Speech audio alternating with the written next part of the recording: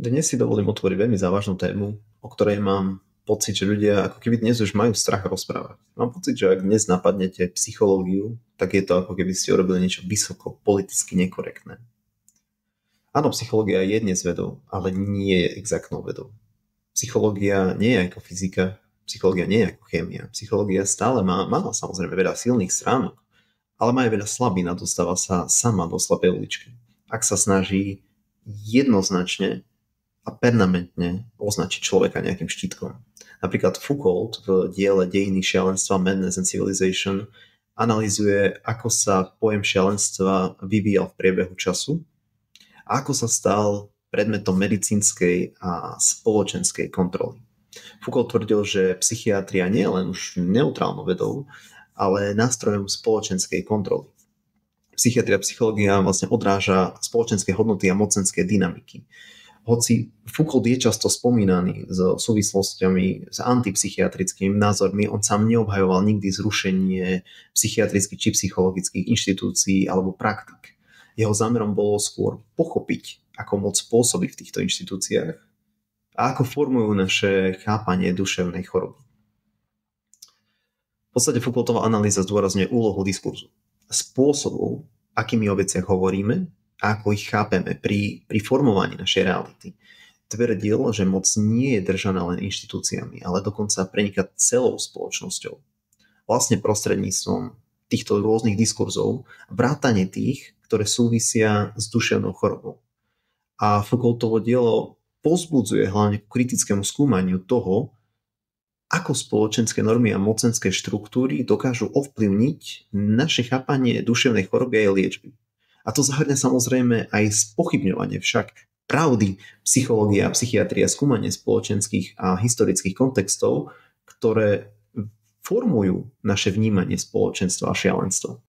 Či už sa jedná o nejaké online diskusie, kde si všimnete, politik dal ruku tak, poškrabal sa tak, dal si ruky takto, urobil takto, toto je gesto toho, toto je gesto toho, ja mám teraz ruky tak, ja som taký a taký, dám ruky tak, som taký a taký, dám ich, pozerám sa tam.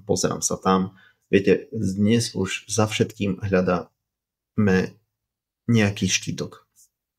A v 90. rokoch bolo veľmi populárne, viete, investigatívne spôsoby FBI, CIA, psychologické techniky pri vypočúvaní, psychologické techniky v marketingu, v rôznych vlastne v inštitúciách, v predaji, v biznise.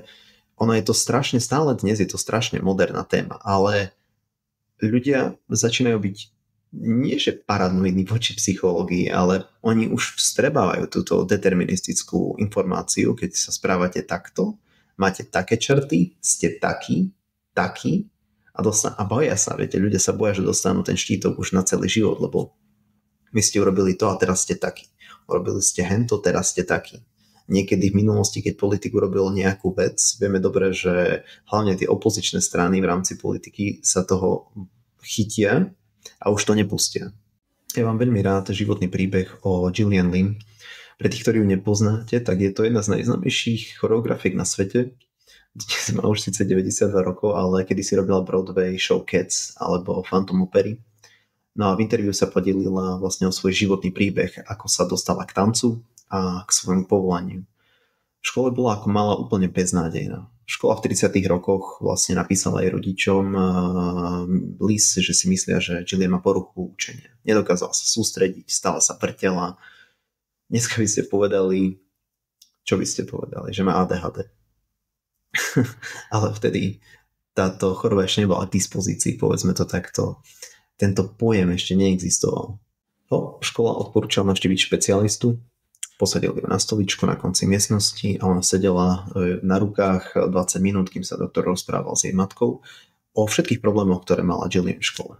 Viete, malé 8-ročné dievčatko vyrušuje, má zlé známky, vrtí sa. Nakoniec si doktor sadol vedľa Gillian a povedal: Gillian, počul som všetko, čo mi mama povedala. Musím s ňou ešte niečo prebrať, počkaj tu, hneď sa vrátime, nebude to dlho trvať.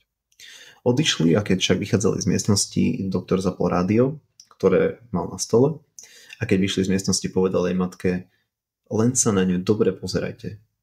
A hneď ako odišli, Gillian vstala a začala sa hýbať do rytmu hudby. Pozerali sa na ňu pár minút a potom sa otočil doktor k matke a povedal: viete, pani Lynn, Gillian nie je chorá. Ona je tanečníčka. Vezmite ju do tanečnej školy. A Gillian v interviu uviedla so slzami v očiach a slzami šťastia, musím podotknúť, mama to spravila. Nemôžem vám opísať, aké to bolo úžasné. Vošli sme do miestnosti a bola plná ľudí ako ja. Ľudí, ktorí nedokázali sedieť v pokoji. Ľudí, ktorí sa museli hýbať, aby mohli premýšľať. Nakoniec robila konkurs na Kráľovskú baletnú školu. Stala sa solistkou, mala nádhernú kariéru v Kráľovskom balete. Absolvovala túto Kráľovskú baletnú školu na Výbornú. Založila si vlastnú spoločnosť, volala sa Gillian Dance Company. Stretla Andrewa Lloyda Webbera. Bola zodpovedná za v podstate niektoré z najúspešnejších muzikálových produkcií v histórii. Priniesla radosť miliónom ľudí a dneska je multimilionárkou. Niekto iný by jej dal lieky a povedal jej, aby sa upokojila. Aby bolo jasno, ja nehovorím, že psychológia je celá zlá. Ja nehovorím, že psychické poruchy neexistujú. Len vravím, že mali by sme byť veľmi opatrní na to, keď komunikujeme s iným človekom. Nemali by sme deterministicky jednoducho každého zaškatulkovávať. Mali by sme si uvedomiť silu, ktorú psychológia skutočne má, a ako dokáže zničiť nesprávnou diagnózou celú osobnosť človeka, hlavne keď sa jedná o neplnoletých ľudí. Viete, malé dieťa sa veľmi nemôže brániť, ak spoločnosť, rodičia, lekári zhodnotia situáciu zle. Vie to mať katastrofálny dopad. Gillian mala v tej dobe, psychológia predsa nebola na takej úrovni, ako je dnes, a mala šťastie, veľké šťastie, aj ľudstvo, vlastne to malo šťastie, lebo mohli by sme prísť od takého geniálneho človeka, ale nesie si to určité riziko. Tento príbeh v podstate sa krásne dá spojiť so stoickou myšlienkou, že náš údel nie je vonkajším trestom, ale je to cesta k seba naplneniu. Podľa Marka Aurelia, ktorý vraví, všetko, čo sa deje, je prirodzené a čo je prirodzené, nie je zlé. Pre Gillian bolo prirodzené tancovať, ale systém chcel z jej daru urobiť problém. Ak by sme sa napríklad na to pozreli z pohľadu existencializmu, tak Sartre by nám povedal, že človek nie je definovaný nálepkou spoločnosti, ale svojimi činmi. Gillian sa stala tým, čo sama vytvorila zo svojho nepokoja. Jej pohyb sa stal umením a jej nepokoj sa pretransformoval na krásu. Ja keď som tento prípad počul prvýkrát, tak som si spomenul hneď na taoistický filozofický pohľad, ktorý veľmi dobre vystihuje túto situáciu. A filozofia Tao hovorí, že Tao prúdi tam, kde je najmenej odporu. No a Gillianin tanec bol práve tým prúdom života, ktorý bolo treba nechať plynúť a nie zastaviť. Príbeh Gillian Lynn nám pripomína, že človek nie je len súhrn diagnóz a príznakov, ale aj príbeh, ktorý žije. Psychológia je mocný nástroj, to je pravda. Vie pomôcť, objasniť a liečiť, no rovnako dôležité je nezabudnúť, že nie všetko v človeku musí byť hneď problémom, ktorý treba odstrániť. Aj dnes mnohí filozofi, umelci či učitelia veria, že existujú talenty a črty, ktoré systém často nesprávne chápe a že niekedy je užitočné hľadať možno odpoveď aj mimo ordinácií a diagnóz. Nie preto, aby sme popreli psychológiu, ale aby sme si pripomenuli, že človek je viac než len jeho symptómy. A možno práve tu začína naša zodpovednosť dívať sa na druhých s otázkou, čo v nich môže rásť, ak im dáme priestor byť sami sebou.